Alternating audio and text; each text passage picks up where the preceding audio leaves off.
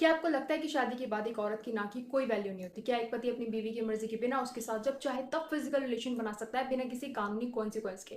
आज हम बात करेंगे एक ऐसे मुद्दे पर जहां कानून, समाज और इंसानियत तीनों की कसौटी है, मैरिटल रेप।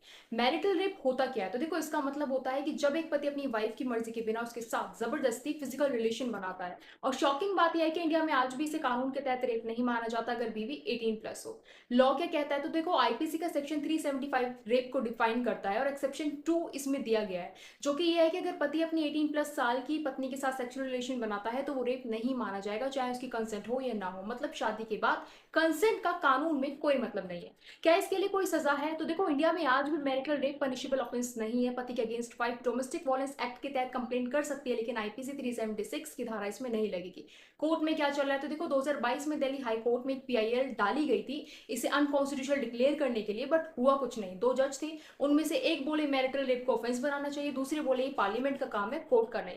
इसी वजह से मैटर अब सुप्रीम कोर्ट में पेंडिंग है और फाइनल डिसीजन अभी तक नहीं आया है।